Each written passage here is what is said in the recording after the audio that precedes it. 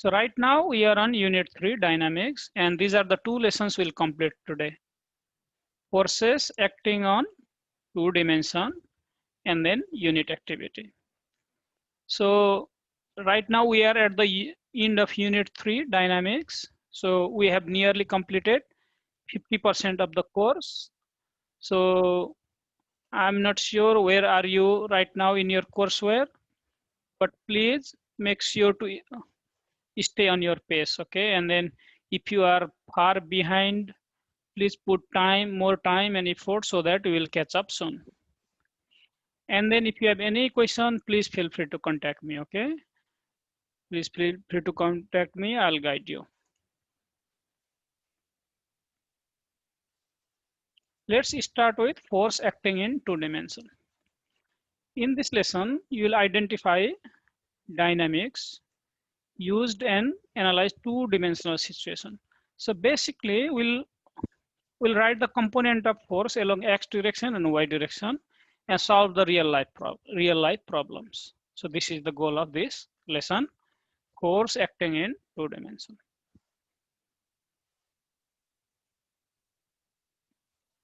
Now, whenever we solve two-dimensional problem, at first we'll write Newton's second law, that is net force is mass times acceleration. And then in some cases, acceleration of the object is zero. So as for example, if you recall your Newton's first law of motion, an object at rest stays at rest, an object in motion stays in motion with the same speed and same direction unless external force acted on that object. That means if the object is at rest or moves with a constant velocity, net force is always equal to zero. Net force is always equal to zero. And then if we write the net forces along x, y, and z direction, you can see here net force along x direction is zero, net force along y direction is zero, and net force along z direction is zero. But this is the case where acceleration of the object is zero. That means the system is in an equilibrium condition. If you have any question, please let me know. If you understood this concept, you can give me a thumbs up or any other reaction.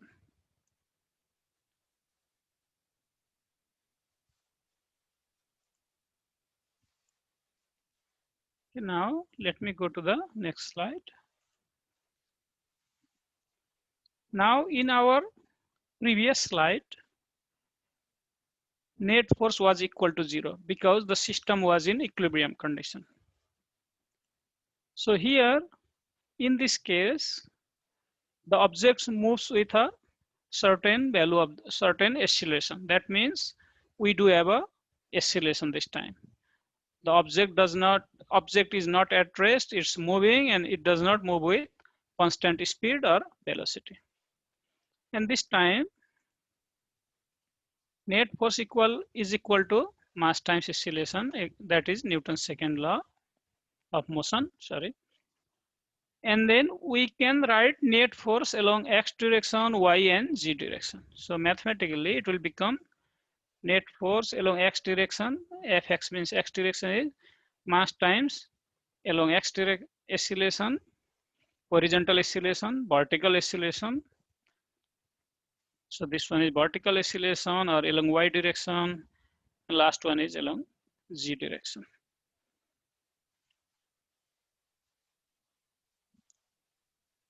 Okay.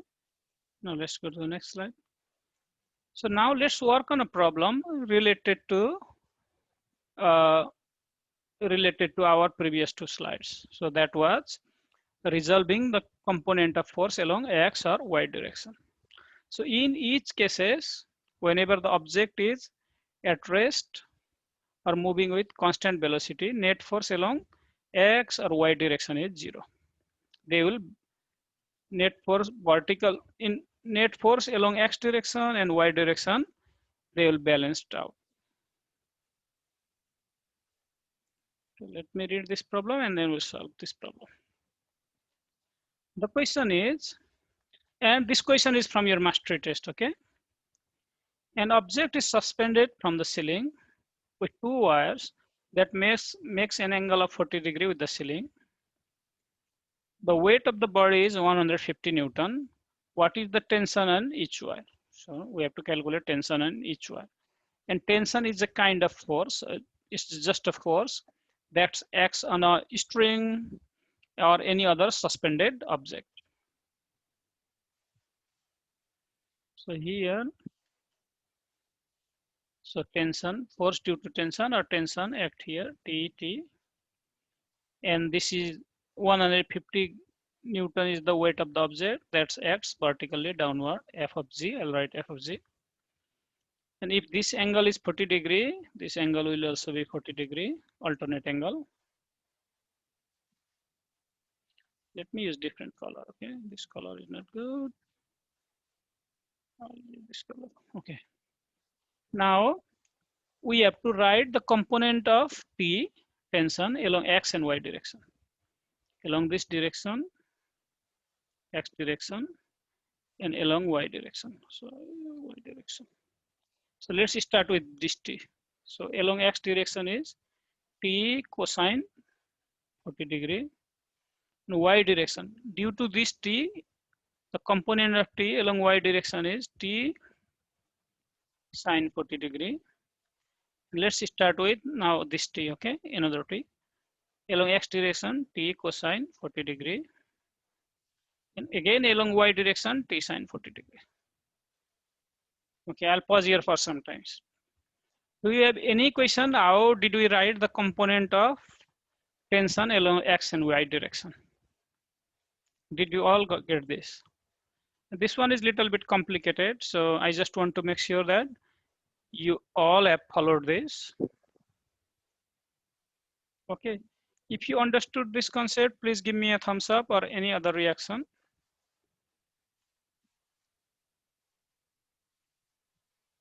Okay, thank you very much. Now let's do one thing now. Okay, now you can see that, let's look to along X direction, okay? T cosine 40, T cosine 40, and they are exactly opposite to each other. So they will cancel out each other, so net force is equal to 0. Similarly, along Y direction, net force is equal to 0. But you can see here, vertically upward force. The force that acts vertically upward is T sine 40 plus T sine 40. And the force that acts vertically downward is Fg. And they should balance each other, okay? So that system will be in equilibrium condition. That means 2T sine 40, T is your tension, is equal to F of G. Okay? And then after that, we'll solve for tension. Now to solve for P, we'll divide both sides by 2 sine 40 degree, 2 sine 40 degree, 2 got cancelled, so T is equal to F of G is equal to 150 Newton. You can see here 150 over 2 sine 40 degree. And then you can use Desmos or any other scientific calculator or any other online calculator to calculate that value. And that would be around 117 Newton. So the correct choice is D. So at first, you have to write your component of force along X and Y direction. And in Y direction, the upward force and downward force, they will balance each other so that net force along Y direction is 0. And after that, we'll solve for tension. And that is the tension in each wire.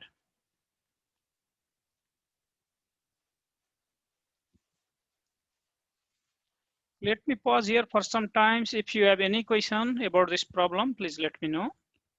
I'll explain it again.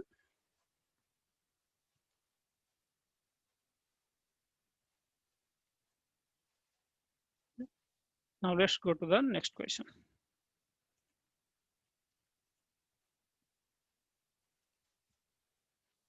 Okay, the question is, use this free body diagram. We do a free body diagram here. diagram to help you to find the value of the magnitude of the force needed to keep this block in static equilibrium. That means the block should not move. Okay, static equilibrium.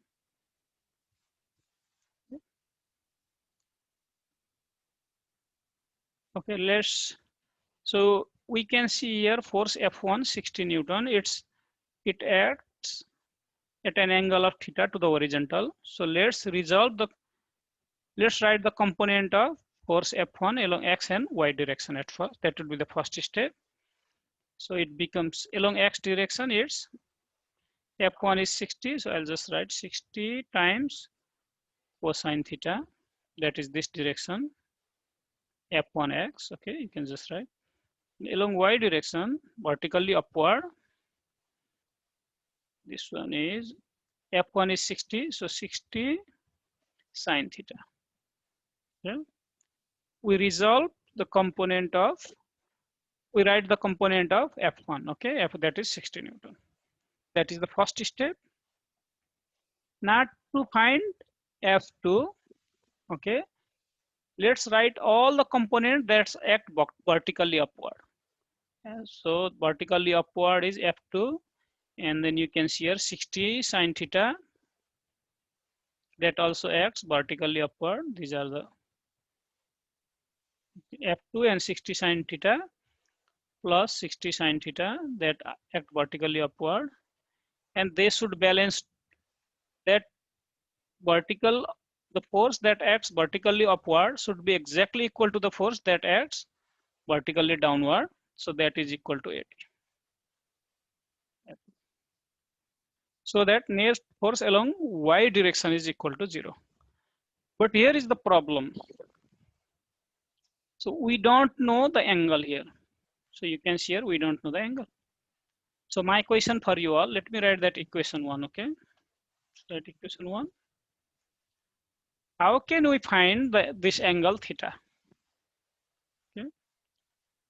So if you have any idea or any suggestion for me, how can we find out that angle, please let me know. You can turn on your mic and tell me that answer, or you can annotate here and write it on the screen. Go all the way to the top view and then click on that view. Scroll it down, you will see annotate, and you can annotate on the screen or write your answer in chat. Okay, I'll give you some time to think about it.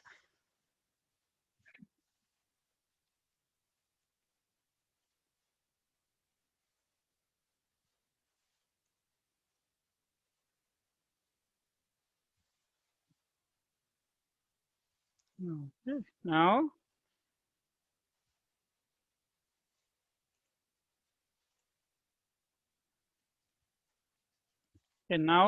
let me describe it. So you can see here 60 cosine theta, it acts along positive x direction on that side, and 40 Newton acts on the negative x direction, and they are equal to each other, so that there is no any net force along x-axis. So that means 60 cosine theta should be always equal to 40, so that net force along x-axis is equal to 0. Now to solve for angle theta, divide both sides by 60. 0, 0 got cancelled. So cosine theta is your 4 over 6. So theta is your, take inverse, 4 over 6 is your 2 over 3. Use calculator and then you will get the value around 48.2 degree. So after that, we can substitute theta on equation 1 and calculate F2. And that is our answer for this question. So F2 as it is, plus 60, theta is your sine 48.2 degree is your 80. Subtract 60 sine 48.2 degree on both sides. Both side that got cancelled. Now F2 is equal to 80 minus 60 sine 48.2 degree. And then after that you can use Desmos or any other scientific calculator, online calculator, and solve this, you'll get around 35 Newton. So the correct choice is D. D, that is 35 Newton. I know this question is a little bit difficult. So let me explain it again. First step, write the equation for vertical component of force, that is net force acting on a vertical direction is 0. So that means the force acting vertically upward is exactly same as a force, the magnitude of the force that acts vertically upward is exactly same to the force that acts vertically downward. That is, we wrote that one. And then similarly, the force on horizontal direction, that will cancel out each other. They are equal. So 60 cosine theta is your 40. From there, we solve the angle and substitute in equation 1 and solve the value of F2.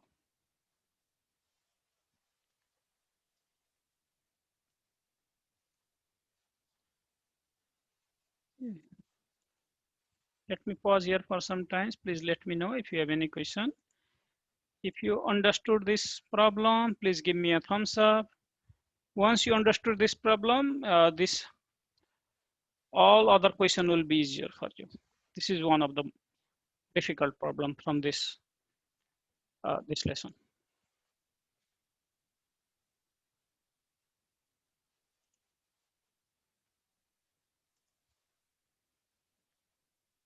Now let's go to the next problem. And this problem, I'll give you some time to work on your own, okay? I'll give you the formula, and then you can work on your own. The question is, the net force acting on an object in the horizontal direction is 25 newtons, and the force acting in the vertical direction is 18 newtons. Find the angle from the horizontal in which the force is acting. So that means we do have those information. So forces acting in a horizontal direction, F of x is your 25 Newton. Force acting on vertical direction is 18 Newton. We have to calculate that angle. To calculate that angle, we'll use tan of theta, and that is always equal to Fy over F of x. Okay. Use that information and then calculate the angle, okay, that from the horizontal in which the force is acting. Okay. I'll give you some time to answer this question. I have already launched the poll. Those who will actively participate in class, they will get extra points, okay? And then I'll put those extra points in your unit activity, post-test, like that.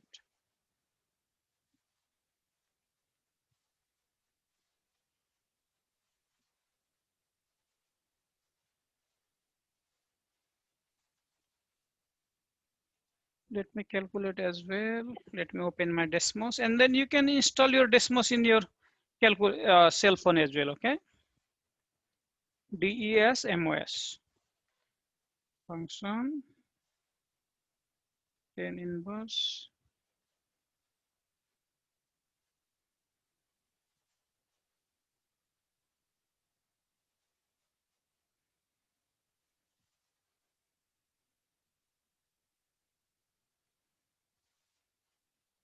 yeah, I'll wait for some time. Okay, let me end polling. Thank you for the participation. And then if you use Desmos, always make sure to change your setting, okay? By default, all of your angles are in radian. Make sure to change it into degree. Okay, okay, let me end polling then. Let me work on this problem. Okay. Fy, so this is your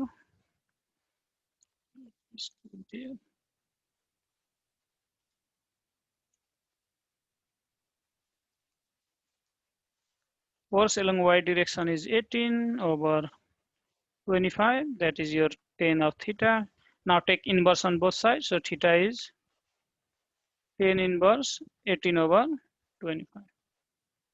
That is, you will get 35 point around 75. That is nearly equal to, if you round it to two significant figures, it will be 36 degree. So the correct choice is A.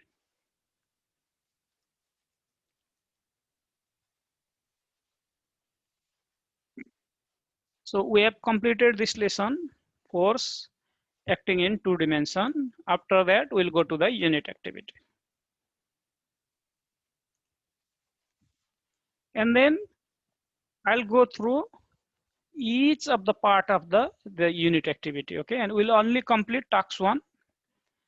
And then whenever you go through your unit activity, you can complete your task 1, you can skip task 2 and task 3, and then submit it. Let's start with the objective of this unit activity. In this unit activity, you will perform a hands-on investigation using digital video analysis, and then you will make measurements, analyze your results, and you have to communicate your results in written form. So basically, you will use the knowledge of your kinematics and dynamics and use that knowledge uh, to interpret the results from the graph, table, etc. So that is the goal of this unit activity.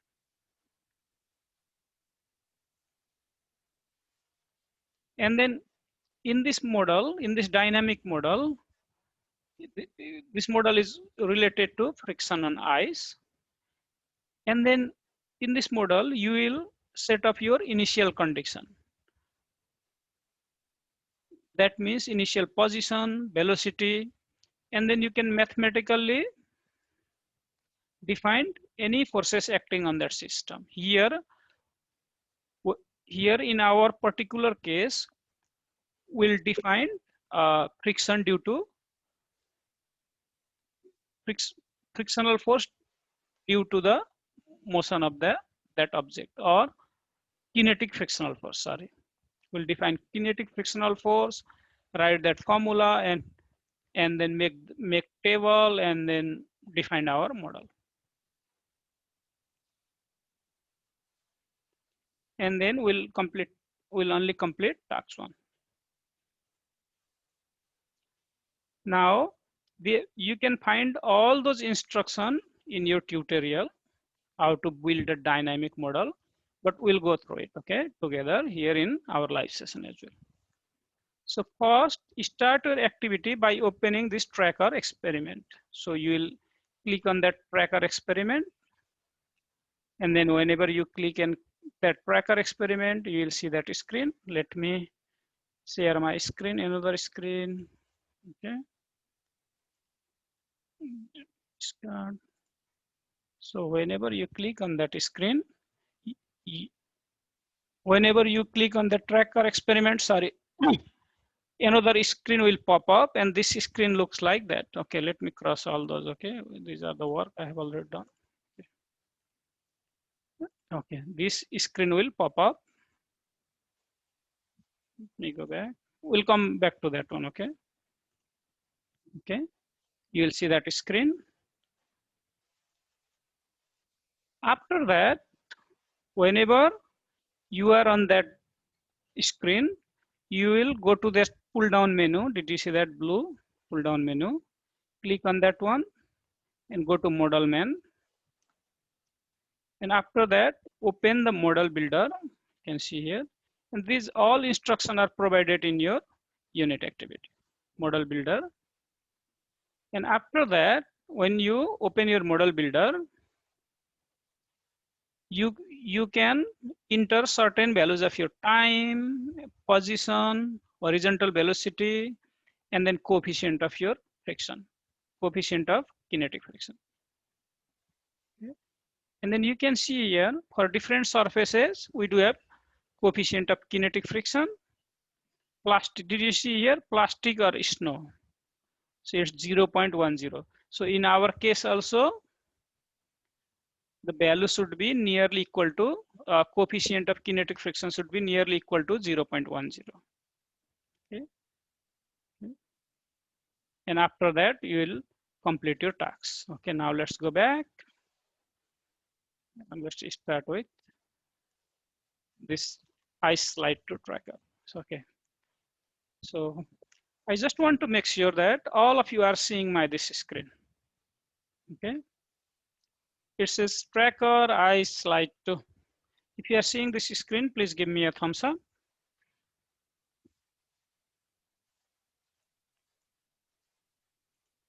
Okay. And then it's so much, this activity is much fun. Okay. And then no need to worry. We'll go through each of those different parts. Okay. First step, did you see here that pull down menu? You will click on that pull down menu like that. Now you have to go to model man, because where did you see here this ice slide is already done for you. That is observed model. Now we have to make our own model for that model man. Okay. Click on model man. Okay. And then click, so pull down menu, model man. Now click on that model man. Go to model builder. Okay. Now T time we can start from 0.2. You can see here this row, time T, the initial value of time 0.2. Oh, mass, sorry. Mass is 86 kg. M is mass, that is 86 kg. It's given 86. Let's enter those value. X, what is the value of X? Let's 0.88. So we're building our own model, okay?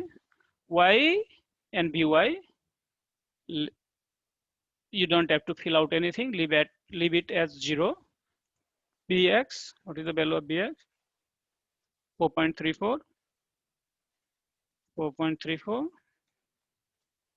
34. By, you don't have to fill out. Okay, now frictional force. Frictional force is coefficient of kinetic friction. Okay, coefficient of kinetic friction times normal force. Normal force is m times g. G is negative 9.8. So let's start with negative. Okay, coefficient of friction, let's use 0.10, and then times, and then mass is 86, g is 9.8. Let's do one thing. At first, I want to use coefficient friction really large, okay? And then let's see what will happen. Let's see, use coefficient friction 0.8. Now save and close, save and close. Let's play here, okay? Let's play this video. Let's see what will happen. Did you see that? That yellow circle with dots is our model. This is our model. You can see here, our model is not good. So it did not move with the man. So that means we have to fix certain things. Okay, let's go back. That means our coefficient of friction is wrong. Change that one to 0.10.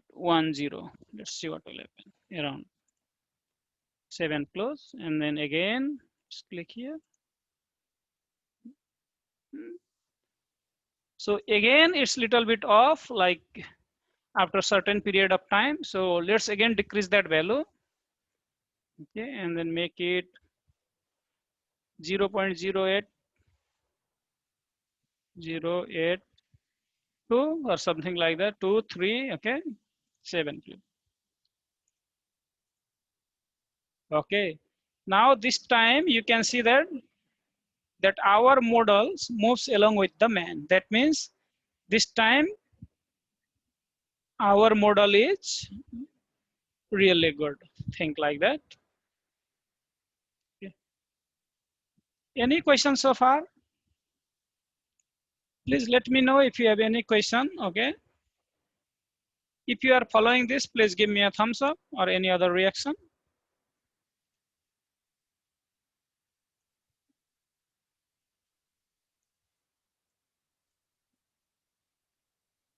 Let me go back. Now we'll have to answer our part A. Okay. Part A, once you are satisfied with your model, now we are satisfied with our model. We can see our that yellow circle with dot moves along with the man. Record your model values in the table. So, and these are our values. Parameter M 86 kg, And then coefficient of kinetic friction, we use that. Initial value x, bx. And for force function, we use mk is negative mk is 0.083, negative 0.083, mass 86 times 9.81. That is a part A, and it has like 5 different parts. Okay.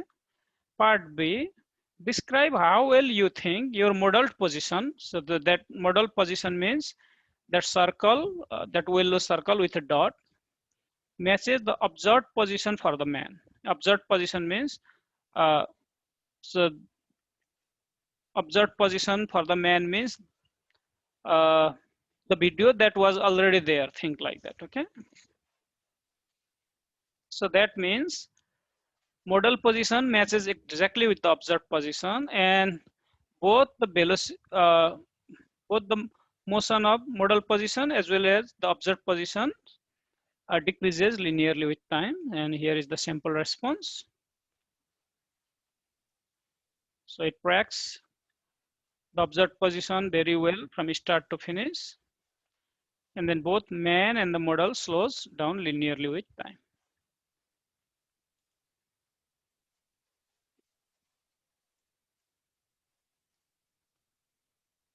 Yeah, let me know if you have any question. I'll pause here for some time.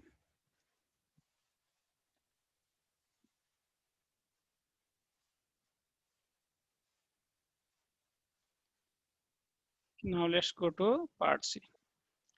The part C is exactly similar as part A, but this time we'll have a different model. And then this time we'll have a mass model of a boy. Instead of man, we'll have a boy with a different mass. And then you will again click on the tracker experiment. When you click on the tracker experiment, let me see. So we have already completed that part. Let me close it. So you'll open to, let me see, which one? This one. Okay. And then, okay, it will open this part. And again, you will do exactly same thing. You will click on here, pull down menu. Now this time you'll go to model boy,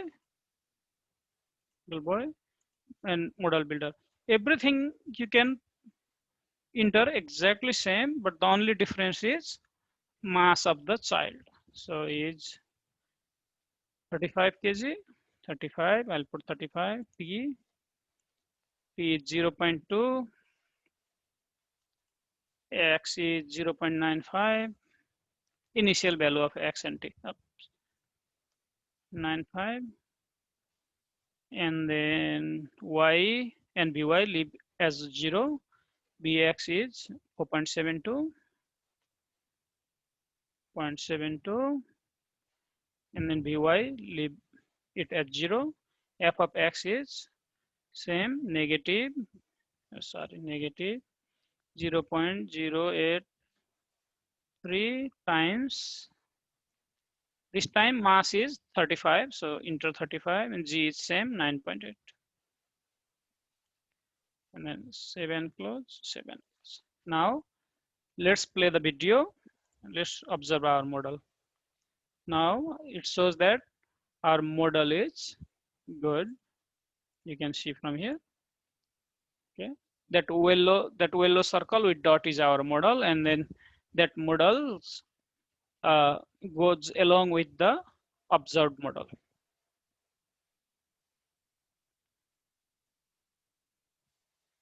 Let me pause here for some time. If you have any question how to create this model, please let me know.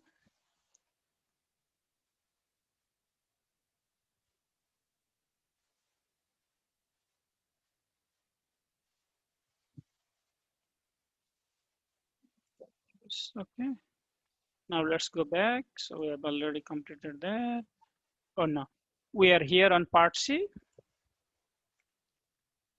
So similarly, now we have to complete this table. And then parameter M, this time this is the only difference this time is parameter M. that is 35 kg, and all other parameters are exactly same for the previous model.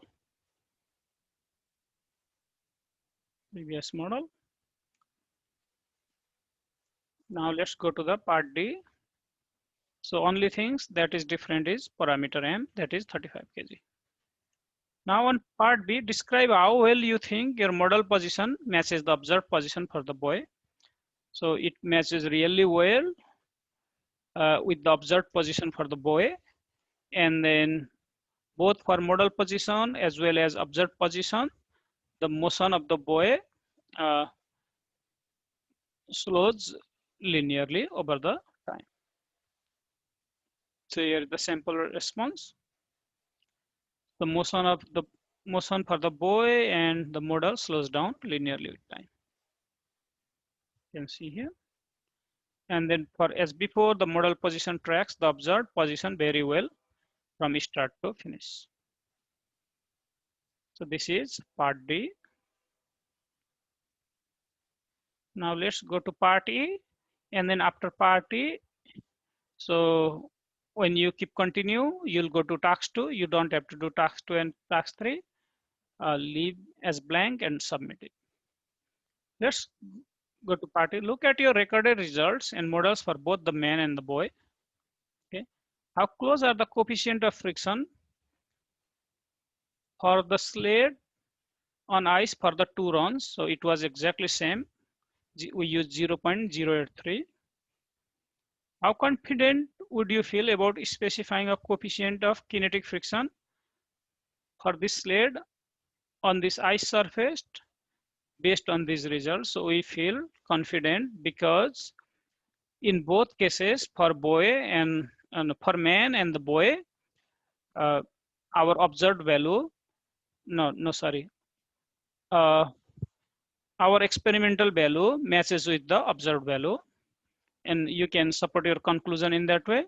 What other variable might impact the coefficient, this coefficient results?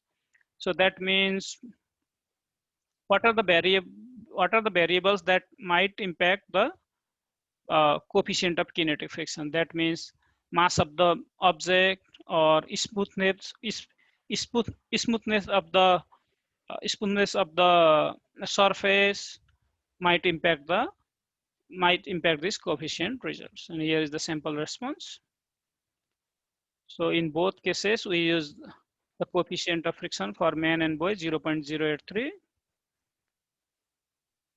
And then even the man is over twice as heavy as the buoy. Those two very different runs results in the same value of coefficient friction. So I'm confident about specifying this value. And then much heavier mass, like car might deform the sled and result in a different coefficient. Likewise, a significantly smoother or bumpier surface or a different temperature might also change the result. So after that, you can skip task 2 and task 3 and then submit this unit activity. Now let me go back. So today we have completed 2 different activities. So we have completed force acting in 2 dimensions, and then we have also completed unit activity. So I want to suggest all of you to complete those 2 activities, and please try to stay on pace. Okay, and if you have any questions, please feel free to contact me. So we have on, okay. And then if you have any questions, please stay here with me and you can ask me that question. And then if you do not have any question, you can leave this live session. Have a great day. Bye-bye. Thank you very much.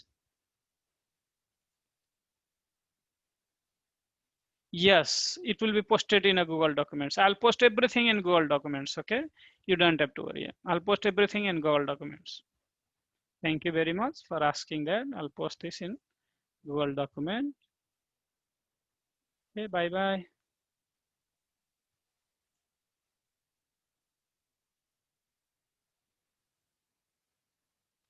So you can do it unit activity, but I'll strongly suggest you to complete mastery test and then you can come back and do unit activity. Okay, in that way you will have like all those basic knowledge, and then whenever you need to do unit activity, you can always go through that Google document and click on the link, and then you can watch this video. Okay, any other question? Thank you very much.